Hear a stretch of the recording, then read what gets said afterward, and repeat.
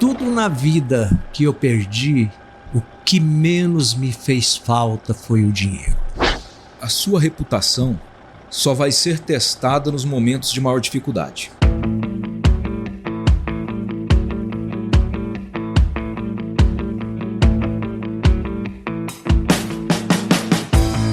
E aí, pessoas, seja muito bem-vindo, muito bem-vinda ao podcast Raízes do Agro, diretamente aqui do estande da Piscina AgriShow. A gente aproveita a AgriShow porque tem muita gente boa que a gente quer conversar.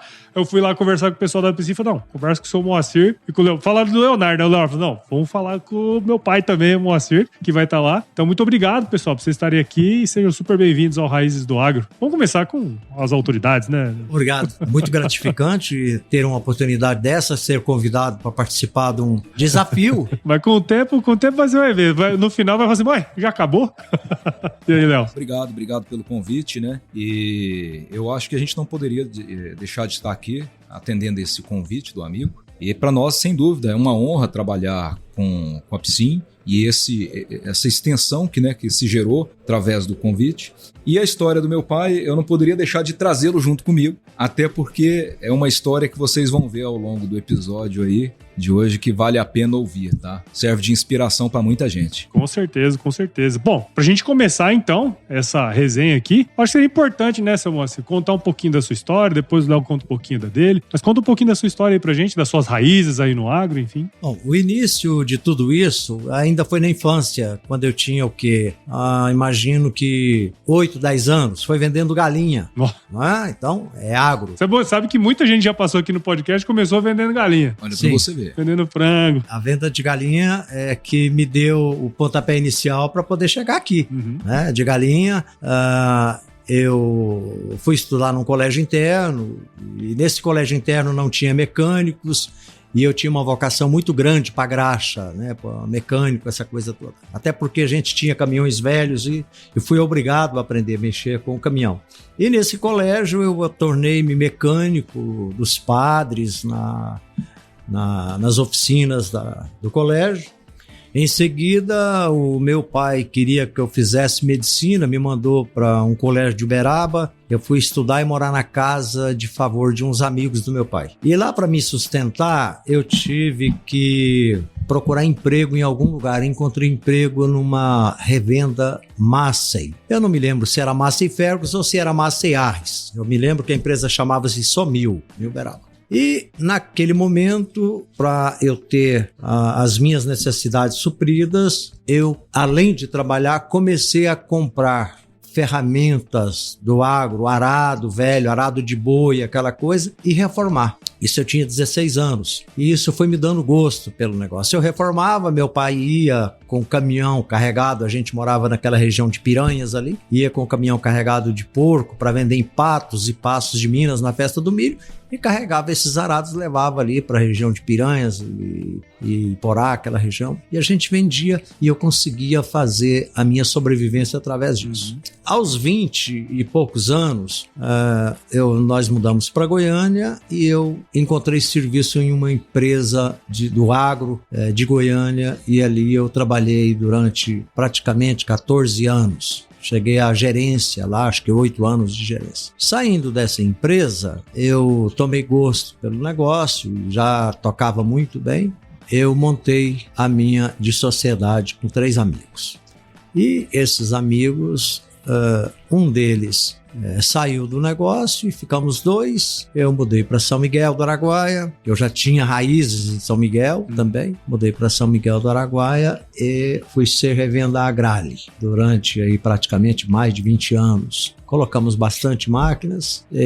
Com a Agrale descontinuar a fabricação de tratores, nós continuamos com implementos. Viemos para Goiânia por uma necessidade de logística, porque eu tinha, num determinado momento ali, por volta de 97, eu tinha desenvolvido um produto, uma ideia de um produto que é fabricado até hoje por um fabricante do Sul, que é uma carreta combate a incêndio que tem o meu DNA. E esse produto dependia de um pós-venda um pouco mais rápido, mais célere. E nós resolvemos abrir Goiânia para poder atender o mercado, porque a gente trabalhava praticamente quase que o Brasil todo, o sul, o sudeste, o centro-oeste, norte, nordeste. E para viabilizar esse atendimento, para viabilizar essa reposição de peça e resolver os problemas dessas pessoas que tinham esse produto, então nós viemos para Goiânia.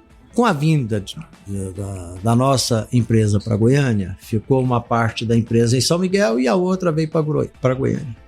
A gente achou que era muito pouco aquilo, né? E resolvemos tornar concessionários dos famosos e mais vendidos tratores do mundo, os Mahindra. E estamos até hoje, estamos felizes e bem realizados. Não terminou o nosso projeto ainda, o nosso projeto ele se estende um pouco mais. Temos projeto, por exemplo, tem projeto para daqui 20, 30 anos ainda, espero que Deus me dê força, né, e vitalidade para chegar lá. Muito legal, né? Você ouvir a história, porque assim, muitas pessoas, né, seu Moacir, de sucesso, assim, que foram construindo, né? Porque isso é tudo uma construção, né? Basicamente, eles começaram de um ponto de partida, que eu, na sua fala aí, eu me remeto àquela época da escola que o senhor começou a trabalhar com os tratores, né? Engraxar, enfim. Aquilo ali, para um adolescente, criança, enfim, aquilo ali é uma coisa que marca a gente, né, cara? E eu acho que é meio que o start de uma paixão, né? Que ao longo do tempo o senhor foi desenvolvendo, né? É verdade. E isso deixa a gente feliz. Hoje mesmo eu fui, de certa forma, no meu entendimento, fui ovacionado quando cheguei ali na Jacto, né? Os amigos lá chegaram e... O grande Moacir chegou, que seria do AgriShow, se não fosse o Moacir. Tá faltando o Moacir no AgriShow. Recebi a ligação agora mesmo de uma amiga do Nordeste, né? A Cláudia. Ligou, mas vem cá, essa AgriShow sem você fica murcha. Mas não é isso. Acontece que a gente tem um convívio muito próximo dos amigos e eu sou um dos poucos expoentes ainda do agronegócio. Estou com 75 anos e com essa força, essa vontade de vencer, vontade de fazer negócio. Saí agora aqui de um fabricante, um projeto ali para daqui mais 15 anos, né? Acabei de sair dali. E aqui onde nós estamos, eu não vou dizer nomes, porque não sei se pode, estamos na piscina. Nós temos aqui uma grande líder, uma grande professora, uma pessoa que nós somos apaixonados nela, a Lígia, que no momento não está aqui, mas amanhã vai dar-nos a felicidade de estar com ela. E aonde a gente tivemos e temos um relacionamento fantástico, né, comercial com a piscina. Então, é gratificante essa nossa profissão e a gente não pensa em parar. Temos aí os filhos preparados. Hoje eu tenho todos os filhos dentro do negócio, graças a Deus. O que é maravilhoso, né? Tem o Leonardo, que cuida da outra unidade nossa, que são duas vetrasas, uma com bandeira Jacta, outra com bandeira Mahindra.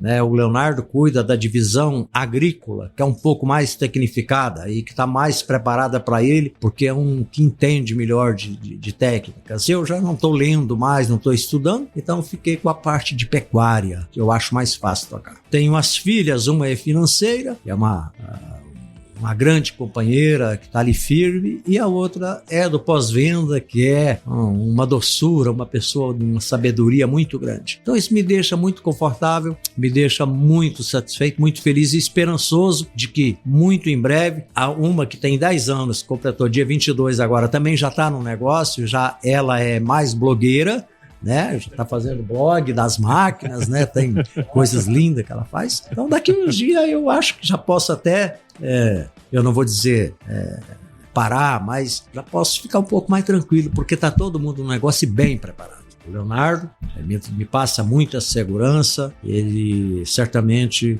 vai conduzir isso tudo num momento aí que eu não estiver presente mais, mas vai conduzir tudo com muita sabedoria, muita firmeza, muita segurança. Coisa boa, coisa boa. E aí você cresceu vendo essa história, né, Léo? Conta um pouquinho da sua... Eu sou parte dela. Pois é, então. Conta um pouquinho da sua história aí. Eu sou o resultado dessa forja. Legal. Então, meu pai sempre exigiu muito mais de mim, como filho, do que das pessoas que o cercavam. Eu acho que uma extensão natural de imprimir uma qualidade de trabalho, que ele sempre foi muito qualificado. Então, assim, ser visto hoje como sucessão dele, para mim, primeiro, é uma responsabilidade. sempre haverá esse peso, que é um peso da comparação. Embora a gente já com uma certa maturidade dos anos já administra bem isso, entendendo que cada um com as suas características, né? Você pode chegar aos resultados somando os números de forma diferente. 5 mais 4 são 9, 6 mais 3 também são 9. Então a gente pode chegar a resultados iguais somando de forma diferente. Mas eu sou, na verdade, formado em enologia, que não tem nada, absolutamente nada a ver.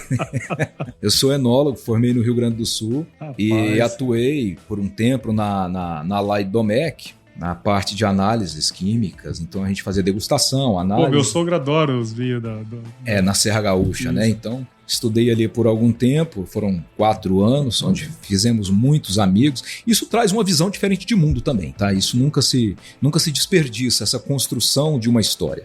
Mas, passado isso, eu voltei para Goiânia para fazer a administração de empresas. Por algum motivo, achei o curso que estava um pouco inócuo, faltando alguma coisa. Falei, eu quero fazer direito. Eu quero fazer direito porque eu acho que eu me dou bem com essas relações interpessoais e, enfim, acabei me formando em direito depois. Ao findar de 2011, eu já estava trabalhando numa grande empresa do segmento de construção civil em Goiânia e meu pai me fez o convite para voltar a trabalhar com ele, que tinha trabalhado na infância, aos 13 anos. Comecei limpando peça e colocando numa cargueira mercadoria para levar nas oficinas. Então, tinha uma cargueira na contrapedal e a gente fazia aquele exercício ali, ia para a escola cedo e à tarde trabalhar, né? Limpando peça, estocando peça e servindo ali no balcão de uma autopeça que ele teve. E depois disso ele me convidou para trabalhar e eu aceitei esse desafio. Eu falei, pai, vamos aceitar. Você lembra do convite, né, pai? Então, foi um momento assim que nós nos reencontramos dentro dessa cadeia profissional e até hoje estamos aí, né? 2011 eu voltei e estamos aqui até hoje, 2025. Cuido especificamente da loja de São Miguel do Araguaia, que é uma unidade voltada à bandeira Jacto, e a gente está fomentando esse crescimento. Meu pai, eu acho que ele foi muito sucinto, inclusive, na história dele, porque tem tantos altos e baixos que fazem a gente, às vezes, escutar uma história como essa e pensar que isso foi linear, né? Isso. Nunca é. Isso foi um voo de pica-pau, né? Então, teve muitos altos e baixos, teve falência, reconstruiu. Me lembro bem que andou de bicicleta, né? Já tinha tido avião numa determinada altura da vida e de repente eu tenho essa história comigo. Uma das grandes ensinamentos que ele me deixou foi: filho, se um dia você cair, livre-se de tudo que lhe possa ser peso. Então se liberte de tudo, se liberte de bens, porque você vai levantar com mais facilidade. Muita gente, quando cai, tenta segurar tudo que tá, né? E acaba depois tendo dificuldade para se levantar. E eu me lembro que meu pai ele vendeu tudo que tinha e pagou todos os fornecedores, 100%. Eu tenho um ditado de um amigo, um aprendizado que eu aprendi com ele. Ele disse para mim uma vez, ele quebrou, e era um companheiro, uma pessoa fantástica, um cliente, quebrou, e eu conversando com ele, e eu lamentando, né? Ele tinha quebrado, tinha perdido filho, tinha perdido casamento, fazendas. E ele olhou para mim e pegou no meu braço assim, falou assim: Moacir, de tudo na vida que eu perdi, o que menos me fez falta foi o dinheiro. Olha que coisa mais linda. Arrepiei, cara. De tudo na vida que eu perdi, o que menos me fez falta foi o dinheiro. Sabe, aquilo foi muito profundo para mim. Eu também estava passando por um momento difícil, né? Momento de perdas, um momento de transformação, um momento de ensinamento, talvez. Então aquilo ficou gravado. Então são esses momentos que foram marcados. Outras coisas que nos marcam são a sua reputação só vai ser testada nos momentos de maior dificuldade. Tá? Então a reputação de uma empresa, e tenho certeza que a Vetrasa foi construída em cima desses alicerces, porque eu nunca vi meu pai fugir de um compromisso. Ele sempre me dizia: você não é obrigado a prometer, mas se prometer, cumpra. Vá, mande a pé, mande a cavalo, mas cumpra o que você prometeu. Tanto eu quanto as minhas irmãs crescemos com esses ensinamentos. São valores que a gente carrega hoje, valores morais, que nos fazem talvez pensar na perpetuidade. E hoje eu vejo muita empresa falar em inovação. E eu acho que inovação é necessária, mas essencial mesmo é renovação. Porque a renovação, ela diz respeito da matéria humana. É você se renovar dentro dos negócios. O que faz ele, aos 75 anos de idade, ter mais projetos do que histórias para contar. Ele passa mais tempo falando dos sonhos do que quer fazer do que fez. Então, quando você tem mais tempo para dizer o que você deseja fazer do que você fez, isso mostra que você está rejuvenescido, você não envelheceu. Então, eu acho que os negócios, para serem perpétuos, eles precisam principalmente da renovação. A inovação é necessária, mas a renovação diz respeito de você. O quanto você todo dia é capaz de levantar, olhar para o espelho e se renovar para o negócio. Isso é uma coisa que a gente carrega, eu acho que está no DNA dele, eu também tenho isso comigo. E essas dificuldades, elas vão vir. Faz parte do empreendedorismo no Brasil, né? Empreender é saltar de um avião com paraquedas na mão, você não sabe se põe, se não põe, se vai. Enfim, todo dia tem uma surpresa nova, né? É isso aí. E sobre isso que eu queria conversar com vocês, porque assim, eu entendo, né, seu moço, quando o senhor começou, muitas vezes você enxergou aquilo ali numa oportunidade e foi, né? Só que aí o Léo contou desses altos e baixos, né? Teve um momento que quebrou, que, né, não deu certo, a sociedade se desfez, enfim, essas coisas vão acontecendo. Mas o que estimulou o senhor a continuar empreendendo? Porque quando acontece uma coisa assim, a gente, vou procurar um emprego, vou fazer coisa. Não, mas isso aqui é uma coisa que eu quero fazer, né? O que estimulou o senhor a continuar no negócio, tentando empreender assim? O Paulo, ontem ainda nós estamos com um candidato aí a vir trabalhar com a gente. Para trabalhar ali em São Miguel do Araguaia, na outra loja. Ele ainda está passando por um momento de definição, não sabe se vai, não sabe se não vai, se vale a pena, se não vale. E ele me fez uma pergunta: Sr. Moacir, o que foi que estimulou o senhor lá atrás a tomar essa decisão de ir sempre em frente? Eu, aos 26 anos, eu já tinha minha filha, a Rogéria, aos 26 anos. Então, eu já tinha responsabilidade. Eu tinha alguma coisa para cuidar. Eu tinha um objetivo. Eu tinha de onde sair e onde chegar. Eu sabia onde eu queria chegar.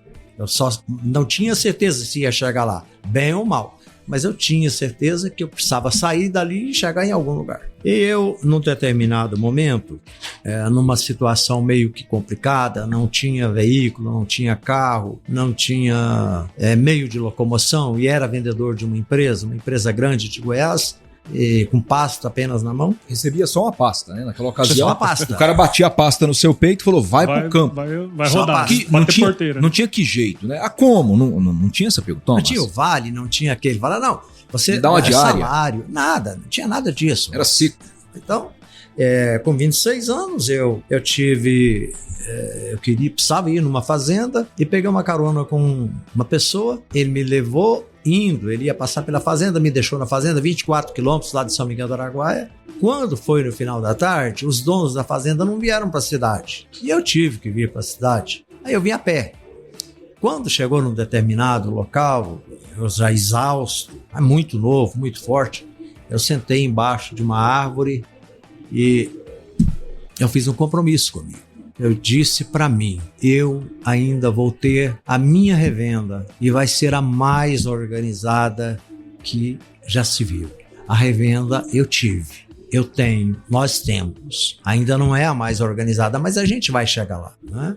Então, é preciso você ter um sonho e preciso perseguir ele. Você não pode parar. A não ser que você desse por contente, para ali, não, para mim tá bom, não tá bom. Temos outros sonhos. A gente tem um sonho não é sonho de ficar rico, a gente não tem apartamento de cobertura, não tem avião, não tem nada disso. Nosso negócio é a simplicidade, a pureza, é ver a família trabalhando, levantando cedo. A gente chega às 6h30, 7 horas na empresa, né, e sai às 18 horas, sábado também. Então, a gente não tem aquela separação, vamos separar. Sábado não vamos trabalhar, sexta não vamos trabalhar, a família vai passear, vai, de vez em quando sim. Mas Paulo, o que faz a gente chegar, que me fez chegar nesse momento aqui, como eu te falei anteriormente, fazendo planos para daqui 10, 15 anos, é a força que você tem espiritual, a fé que você tem na sua fé em Deus, na sua família, no objetivo que você tem. Então você tem que plantar uma muda e tem que regar. Tem que regar, porque senão ela não vai dar frutos. Então é o que a gente está fazendo. É isso aí, muito bom. E aí você conta pra gente, Leonardo, porque assim, dentro dessa história toda, né, de altos e baixos, você foi ser enólogo, advogado. Que momento, assim, eu sei que teve uma conversa sua, né, com o seu pai, mas o que te instalou? Você falou assim, cara, acho que dá. Por quê, cara? Acho que a conversa ela foi muito franca, o pedido foi muito franco. Eu acho que meu pai nunca tinha me pedido uma mão como ele pediu. E naquele momento parece que ele confiava em mim. Acho que você, quando segue um outro caminho, você acaba descobrindo um outro profissional que às vezes você tenta se espelhar muito em alguém dentro de casa, você sai ali. E eu descobri profissionalmente como um administrador, e eu acho que ele reconheceu isso em mim. Ele falou, não, vem nos ajudar, você está ajudando aqui essa empresa a crescer, já está 6 anos aí, vem ajudar a gente. E ele falou com tanta verdade que eu me convenci. E eu sabia que ia ser difícil, que nós teríamos diferenças a resolver, principalmente do ponto de vista comercial, isso é normal, né? Ele tinha o jeito dele de trabalhar, eu tinha o meu, mas vamos lá, isso é família, empresa familiar, isso é normal. Divergir é normal, né? Você debater ideias, mas com propósito, é normal. O que não dá é para brigar, né? Briga realmente é dispensável dentro do negócio. Não quer dizer que não tenha ocorrido as brigas, mas nós soubemos resolver todos esses assuntos no âmbito empresarial e familiar. Então hoje a gente conduz isso com muita tranquilidade, sabe assim, essa transição, ela é muito suave, ela não pesa mais, tá? Então a gente transita com muita facilidade. Foi por isso. Eu acho que foi o poder de persuasão, um pedido muito franco e valioso que meu pai me fez. Eu falei, olha, vamos largar a carreira executiva para um lado, vamos cuidar da família, então. E aí eu assumi esse projeto como um projeto familiar, né? Não é para mim, é para todos. Legal, legal. Tem um ponto ali atrás que você falou, Leonardo, que eu achei muito legal, que você falou assim, inovação é importante, mas o que é mais importante talvez seja a renovação, né? Então, tudo aquilo que você comentou. E quando a gente olha de volta para sua história, seu Moacir, o senhor contou ali rapidamente, né? Não, porque eu fiz ali desenvolvi um produto, tal, blá, blá, blá. Mais inovação que isso aí, né? Impossível, né? O senhor teve essa mão do senhor desenvolvendo coisas também, né? Porque é aquela coisa, por mais que uma nova geração igual a sua entre no negócio, vem com novas ideias, vem com, né, mais fresco e tal. Mas ao mesmo tempo, o senhor também tem as suas ideias pensando lá no futuro, né? Conta um pouquinho dessa história um pouco mais detalhadamente de como o senhor desenvolveu, né, junto com outras empresas, novos produtos e como que isso, né, de alguma maneira ajudou também na empresa, assim. O ano era 1986. O ano que eu nascia. O Alto Xingu, no Mato Grosso... 96, só corrigindo. Então já 96, né? 96. O Alto Xingu, na época, ardia em chamas, queimando. E aquilo me tirou o sono. Eu já era revendedor, já tinha a nossa concessionária. E nós éramos, na época, a concessionária agrária. E eu comecei a não dormir. Eu preciso fazer alguma coisa. Tem que ajudar. Não tem condições de eu não fazer nada com tantas ideias que eu tenho, e comecei a procurar dentro da noite ali, e falei, bom, eu preciso fazer alguma coisa, e essa uma coisa eu preciso caçar um jeito de combater esse incêndio, ajudar a combater esse incêndio, porque ninguém está fazendo nada. E num momento daquele, meu motorista, meu colega, trabalhou comigo 46 anos, o seu Antônio, veio entregar uma máquina ali em São Sebastião do Paraíso, Minas Gerais. E eu estava já com uma ideia, tinha passado para ele lá, ele achou um equipamento usado, e me trouxe esse equipamento para São Miguel. O dono da máquina que eu vendi com a plantadeira, ele falou, não, vou dar isso para ele, leva para ele. E chegando lá em São Miguel do Araguaia, nós começamos em cima daquele acampamento montar a minha ideia, o meu sonho e o meu projeto, aquele equipamento antigo. Fizemos funcionar. Saí com aquele projeto num papel rabiscado pelo Brasil, procurando alguém. Isso era agosto quando nós terminamos nosso projeto rudimentar, era agosto de 1996, e saí São Paulo, interior de São Paulo, que a gente tinha uma ligação, temos até hoje uma ligação muito forte com a área do metal mecânico aqui do interior de São Paulo, mas ninguém acreditou naquele projeto, que era um equipamento de combate a incêndio. E eu, por acaso, fui para o Rio Grande do Sul, para a Expo Inter, lá de Esteio, e lá, chegando no momento da entrada no parque, encontrei uma empresa que tinha alguma coisa parecida com a minha. E eu entrei no estande, conversei, inclusive vou visitar essa pessoa hoje, que foi que me recepcionou primeiro, Celso, né? Celso Weber, da Mepel,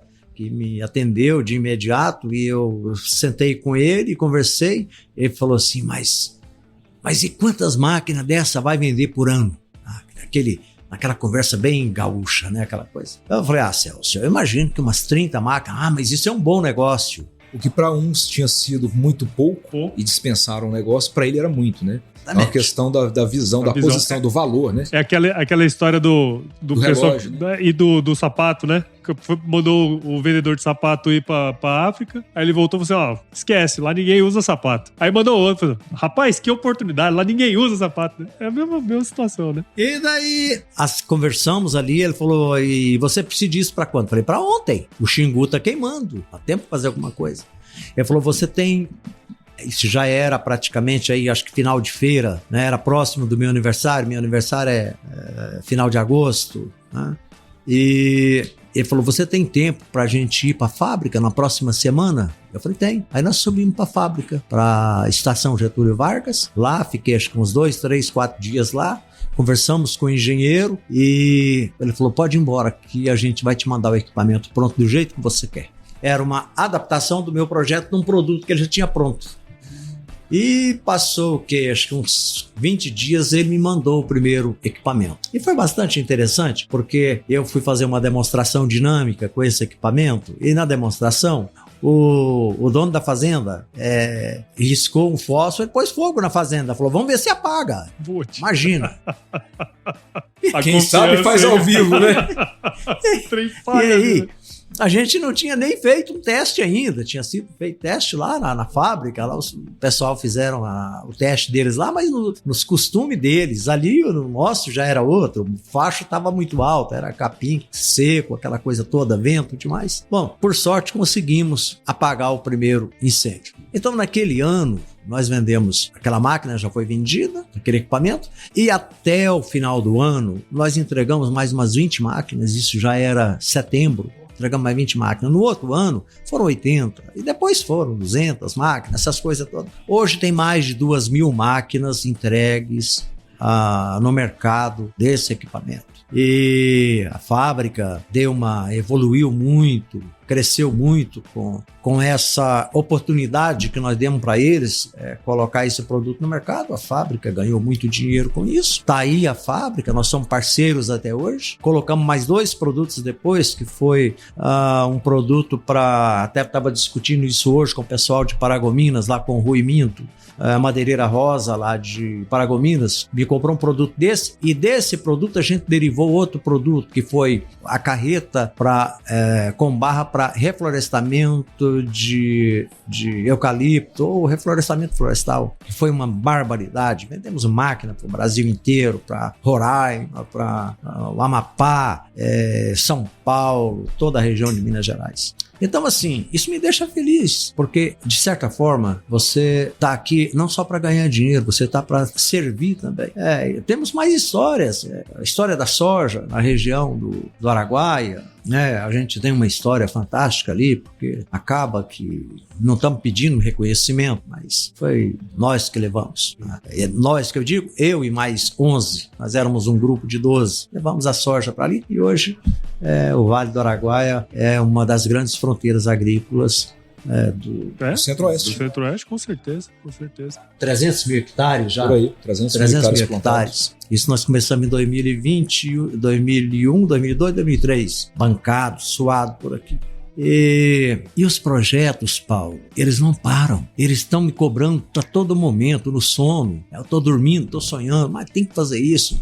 Agora mesmo estava conversando aqui, com a empresa do lado aí, que está nas suas costas, com o Jair. Jair, e aí? Aquele projeto nosso? Não, deixa passar a feira que a gente vai tocar esse projeto. Tá? Às vezes, projeto que eu nem falo com o Léo, nem tomo conselho. Quando foi um tempo desse, eu chamei os filhos e falei, olha, quem está comigo nesse projeto? eu tenho 3 filhos que decidem. 2 falou, eu tô. O outro falou, não, eu tô fora.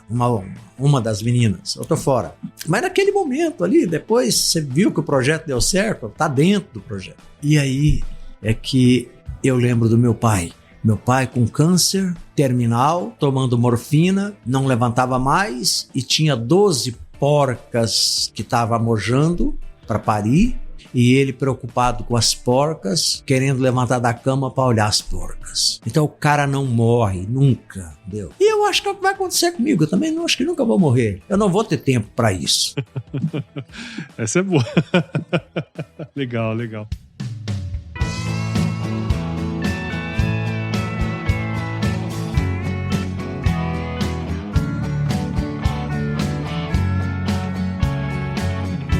Essa história da soja, ela é muito bacana. Porque assim, primeiro, antes de tudo, toda fazenda hoje tem um equipamento daquele lá que o senhor falou, viu? Tem. Da BPL. Todo mundo tem. Toda fazenda que eu trabalhei no Pará tinha, todo lugar do Brasil tem, né, cara? Quer dizer, surgiu de uma necessidade, era de fato necessário. Quando você faz um produto ou desenvolve qualquer solução que existe a necessidade, com certeza ele vai ter sucesso, né, cara? Mas, eu queria que o senhor explorasse um pouquinho também essa levada da soja ali na região de vocês, né? Do Vale do Araguaia, na verdade, né?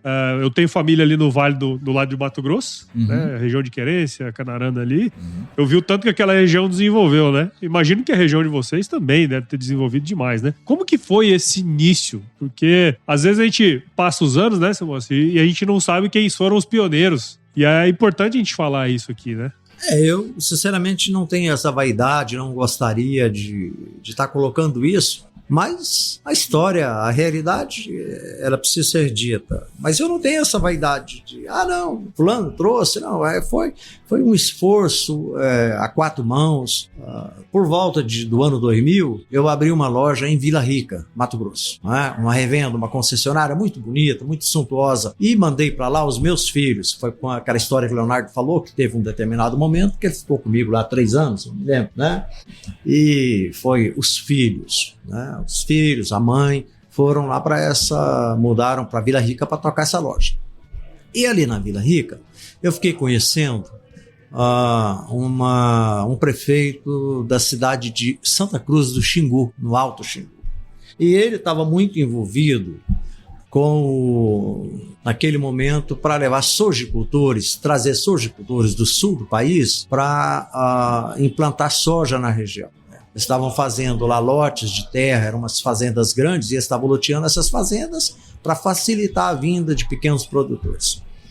E a gente tinha uma loja bastante grande de implementos e máquinas, e ele chegou para mim e falou, Moacir, você pode me ajudar com máquinas? Dá para você fazer? Você faz uma demonstração? Então, vamos sim. E começamos a fazer demonstração e comecei a ajudar ele no projeto. Fizemos convênio com fabricante de plantadeira, com fabricante de implemento. Aqui é Psim, caminhão lotado de máquina, lá em 2001, né, para ajudar o projeto. Mas aí eu estava muito envolvido com aquilo e eu pensei, peraí, alguma coisa está errado. Eu estou deixando a minha região de São Miguel do Araguaia, que é só pecuária e que tem terras fantásticas, São Miguel do Araguaia, Nova Quixá, Novo Planalto, Bonópolis, Cruzeiro, Araguaçu, tem terras fantásticas e que a gente vê passando todos os dias caminhões carregados com plantadeira, coletadeira para o Maranhão, para vir desenvolver o Maranhão. E eu estou ajudando a desenvolver soja aqui no norte do Mato Grosso. No norte do Mato Grosso. Eu vou voltar. Aí fechei a loja e voltei para São Miguel. E tinha um amigo, tenho até hoje, o Ney, que eu conversei, troquei ideia. Ele falou, eu tenho uma área na beira da rodovia aqui, próximo de São Miguel, 12 quilômetros, de 75 hectares. Se você quiser fazer o projeto lá, eu te cedo a área. Eu falei, mas se você entrar comigo, né, para me ajudar, o Ney morava aqui em Ribeirão, na época, mas tinha essa fazenda lá. Eu falei, se você me ajudar, a gente vai tocar esse projeto para frente. Só que a gente não tinha dinheiro para fazer isso sozinho. Então, fizemos algumas, vamos dizer o quê? Convidou outras pessoas a participar. Convidamos outras pessoas e fizemos parcerias. Né? Primeiro, nós fizemos parceria de imediato, nós fizemos parceria com a Embrapa Arroz e Feijão de Goiânia, lá com o Dr. João Klein, que nos acompanhou de imediato. E fomos agrupando aqueles amigos que tinham interesse e poder aquisitivo para nos ajudar. Formamos uma cooperativa, uma associação de 12 empresários. Eu, presidente do grupo, o Ney, vice-presidente, e nós partimos para tocar o negócio. No primeiro ano, nós tivemos a parceria de uma empresa regional ali da região de Goianésia. Depois, nós tivemos a parceria do secretário da Agricultura, Dr. José Mário Schreiner, do CTPA de Rio Verde, que é o Centro Tecnológico de Pesquisa Agropecuária.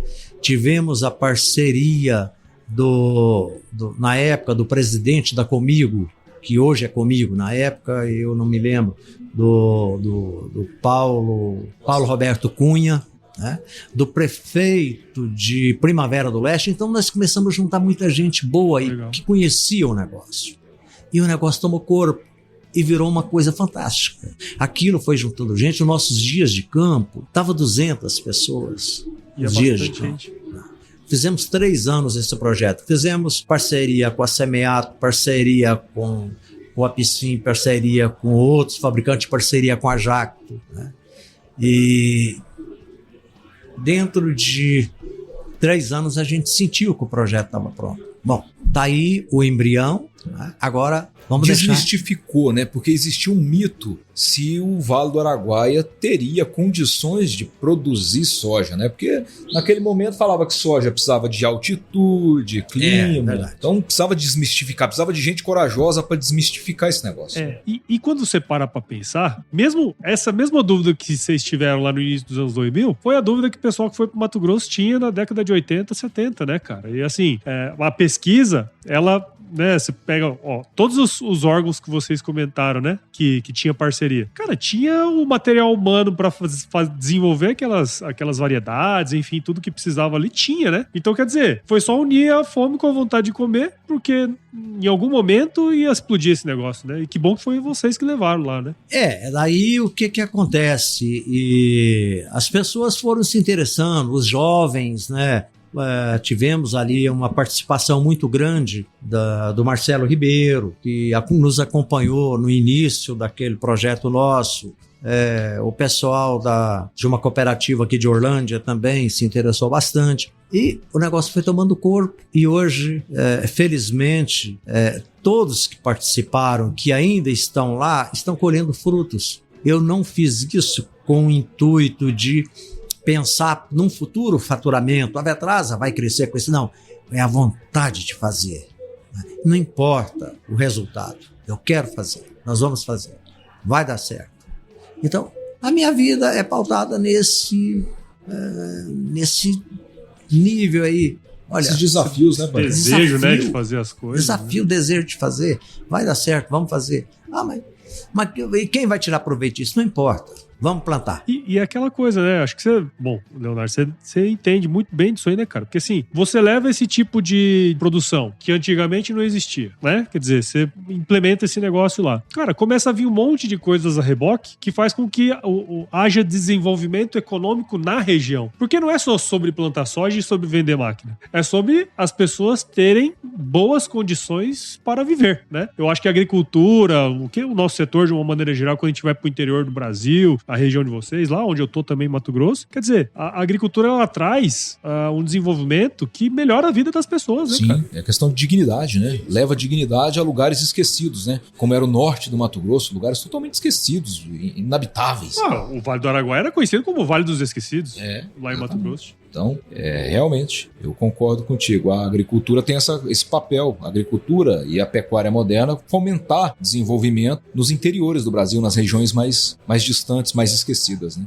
Tem muita história, né? Se a gente for pegar cada um aí, né, seu Moacir? Mas tem uma coisa que o senhor falou lá no início, que eu falei, não, isso é que eu quero tocar lá no fim. Que assim, quando você tem 3 filhos e um filho quer ir pro negócio, cara, já é uma maravilha. Se dos 3, 2 querem ir, é bom demais. Se dos 3, os 3 estão no negócio, quer dizer, eu imagino a satisfação do senhor. Mas existe uma coisa interessante nesse processo que o senhor comentou ali atrás, falou assim, o Leonardo tem essa característica, a sua outra filha tem essa, a sua outra tem aquela característica. Eu tenho 3 filhos, né? Nenhum é igual ao outro, mas como colocar a pessoa certa no lugar certo, senhor Moacir? É preciso você analisar e descobrir quem tem a vocação. Né? Quem tem a vocação. Quem não tem vocação não adianta.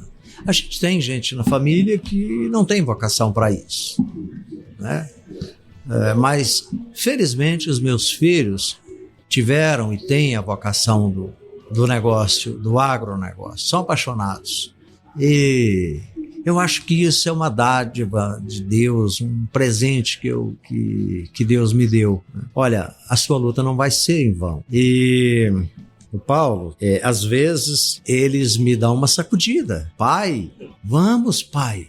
Hoje mesmo. A minha filha, a Rogéria, que está lá em Goiânia, pai, você não fez nenhuma foto, não falou nada, você não foi numa ilha. Eu preciso postar, né? Eu preciso postar. Quer dizer, você vê o empenho.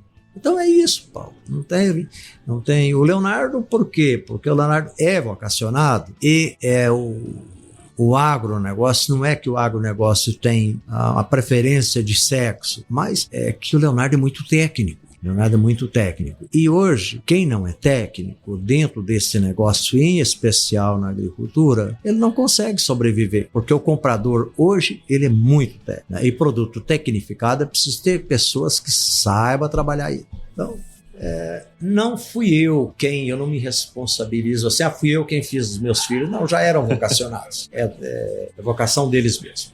Legal, muito bom. E pro futuro aí, Leonardo, o que vocês estão imaginando? Sei que o seu pai, o que vocês estão confabulando aí pro futuro, cara? Bom, falar de futuro é sempre bom, né? Porque o futuro da Vetrasa, na verdade, ele vem se desenhando aí nas próximas gerações. A gente já está construindo pensando no Ângelo, pensando na Mariana. A Ângela é meu filho, a Mariana é minha irmã, caçula. E a gente já carrega essa responsabilidade. Né? Mas é uma responsabilidade leve de fazer as coisas com muita cautela, muito critério, não abandonando aqueles princípios, né? Tanto da inovação quanto da renovação, princípios do reconhecimento, da informação, né? Do respeito que a gente tem dentro da empresa, o reconhecimento de ver as pessoas transformando suas vidas quando entram na empresa, né? Você transformar um garoto que entra na Vetrasa, de repente você vê ele um profissional, de repente você vê ele se realizando pessoalmente, comprando uma casa, comprando um carro, tendo uma família, viajando. Isso traz satisfação pessoal, isso motiva, é combustível. Então a Vetrasa para os próximos 20, 30, 40 anos, ela vai continuar crescendo, né? Respeitando alguns critérios, que são esses, respeitando o caixa, a gente tem que ter solidez, tem que crescer com responsabilidade, gerando resultado para todo mundo, para cliente, né? Trazendo soluções e que essas soluções sejam sempre mais responsivas, mais aderentes às necessidades do cliente, colocar aquilo que ele realmente precisa, né? Não tem essa responsabilidade. O futuro da Vetrasa é promissor. Muito bom, muito bom. Seu Moacir, acho que assim, óbvio, né? Esse episódio aqui é um episódio muito especial, né? Não à toa, né? Tá vocês dois aqui, mas diante de toda essa história, tudo que o senhor contou pra gente, se o senhor pudesse deixar um ensinamento que a vida te trouxe ao longo dessas décadas aí, o que o senhor poderia trazer pra gente? Não desista nunca. Acredite, você pode. Muito bom, muito bom. Pessoal, esse episódio aqui foi top, hein? Pancada. O que você achou? Bom demais, achei que foi, né, muito cara? bom. Valeu o bate-papo, a gente poder estar contando um pouquinho dessa história, né? Partilhando essa trajetória que eu acho que pode ajudar muita gente, né? Na verdade, é uma história de vida, né? É isso aí. Não é só de empreendedorismo, é muito sobre a vida mesmo. A vida é assim.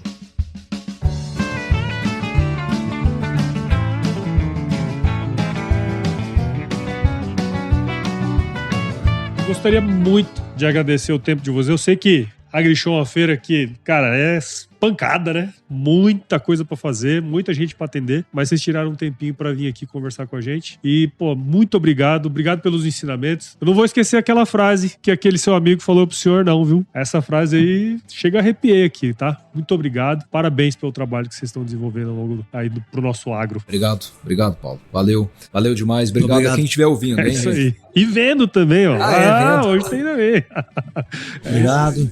A oportunidade da gente contar um pouco da nossa história e passar para vocês aí alguma coisa que vocês possam aproveitar também. Obrigado a todos os colaboradores, tá, que já passaram pela Vetrasa, que estão na Vetrasa. Nós estamos aqui porque vocês acreditam no nosso projeto. Obrigado a todos, viu? Muito bom. E para você que ouviu esse podcast, nós estamos também fazendo em vídeo, então no nosso canal do YouTube vai estar lá todos os vídeos completos lá para vocês curtirem. Então tenho certeza que você viu o valor, afinal nós ficamos aqui quase 1 hora conversando, passou rápido assim, né? Então considere compartilhar esse episódio com alguém que vai se beneficiar desse conteúdo aqui. A gente só cresce, o Raízes do Agro só cresce na medida que você participa com a gente desse processo. Então siga o Raízes do Agro em todos os agregadores de podcast, Apple Podcast, Spotify, Deezer, qualquer um desses você encontra. E siga também os episódios no Agro Resenha Podcast, que você já conhece muito bem. Siga o Grupo Piscin nas redes sociais, basta buscar lá por @Grupo Piscin, né? Tanto no Instagram, Facebook, LinkedIn, YouTube, tem em todos os lugares ali. E visite o site também do Grupo Piscin, o www.piscin.com.br. Dê uma olhadinha lá nos blogs que eles mantêm, né? E entre em contato para saber mais sobre as soluções que eles têm lá, tá certo? Pessoal, de novo, agradeço. Eu sempre finalizo os episódios com uma frase de muita sabedoria aqui, viu? Que é o seguinte: se chover, não precisa molhar a horta, não, tá bom? Muito obrigado. Obrigado, Paulo. Valeu, obrigado. Obrigado pelo café, hein? Tamo junto.